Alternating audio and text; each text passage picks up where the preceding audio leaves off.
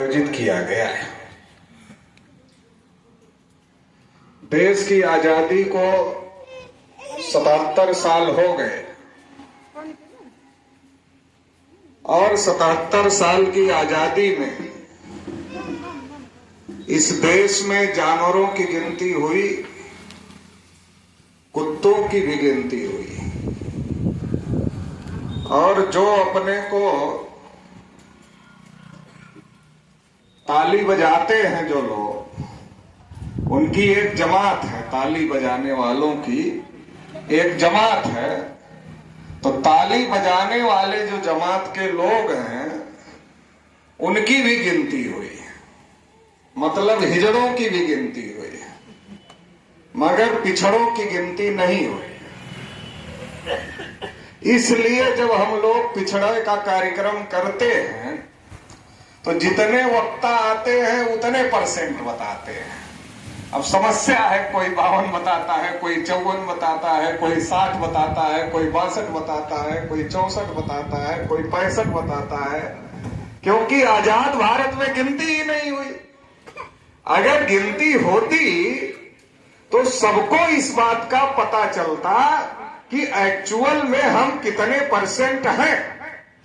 और जब गिनती नहीं हुई तो अंदाज के हिसाब से सब लोग बता रहे हैं। कोई 50 बता रहा, कोई 52 बता रहा, कोई 54 बता रहा, कोई 56 बता रहा, कोई 65 बता रहा। तो आजादी के 75 साल में जानवरों की हो रही है, कुत्तों की हो रही है, हिजड़ों की भी हो रही है, मगर पिछड़ों की नहीं हो रही। और जब आजादी को 75 साल पूरा हुआ तो सरकार के द्वारा यह घोषित किया गया कि आजादी का अमृत उत्सव मनाया जाएगा। यह अमृत काल शुरू हो गया और पूरे देश भर में इसका डंका बजवाया गया। और उसमें डंका बजाने वाले में एक बहुत बड़ी संख्या हमारे पिछड़े वर्ग के लोगों की थी। तो पिछड़े वर्ग के लोगों को हमने पूछा, जो डंका बजाने वाले लोग थे उनको पूछा, कहां गए थे? कहा वो अमृत उत्सव था ना, आजादी का अमृत उत्सव था, 75 साल पूरे हो गए, तो उसमें गए थे। तो हमने कहा अमृत उत्सव का क्या मतलब होता?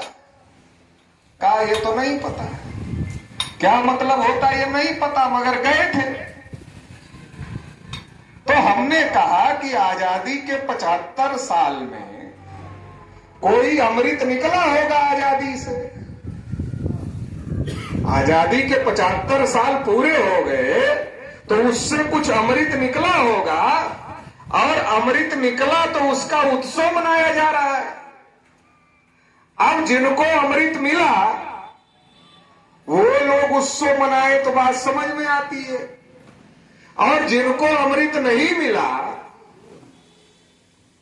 जिनकी गिनती नहीं हुई, जानवरों की हो रही है मगर जिनकी नहीं हो रही है, जिनको अमृत मिला ही नहीं, वो लोग भी उत्सव में शामिल हैं, क्योंकि उन्हें पता ही नहीं कि उत्सव क्यों मनाया जा रहा है। वो तो केवल शामिल हो गए और शामिल होकर ताली बजा रहे। फायदा दूसरे का हो रहा है, ताली हम बजा रहे। हर जगह यही हो रहा है, फायदा दूसरे ले रहे हैं, ताली हम बजा रहे। अगर ताली बजवाने वाले लोग चाहें तो जो ताली बजाने वाली जमात है वो ताली बजाने के लिए आ सकती है और उससे ताली बजवा सकते, मगर उनको लगता है वो ताली बजाएगी तो मजा कहां आएगा। जिनका सत्यानाश कर रहे हैं अगर वही ताली बजाएंगे अपने सत्यानाश होने पर, तब थोड़ा आनंद सत्यानाश करने वालों को आएगा, थोड़ा मजा सत्यानाश करने वालों को आएगा।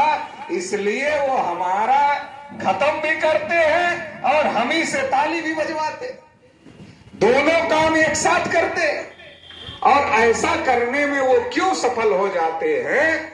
ऐसा करने में वो इसलिए सफल हो जाते हैं कि ये जो हमारा समाज है, जिसको हम पिछड़ा वर्ग कहते हैं, संवैधानिक दृष्टि से अन्य पिछड़ा वर्ग कहते हैं, क्योंकि संविधान ने पहले शेड्यूल कास्ट को पिछड़ा माना, फिर शेड्यूल ट्राइब को पिछड़ा माना, फिर बाद में ओबीसी को पिछड़ा माना। इसलिए इसको अदर बैकवर्ड क्लास कहा जाता है, अन्य पिछड़ा वर्ग कहा जाता है। लेकिन आम बोलचाल की भाषा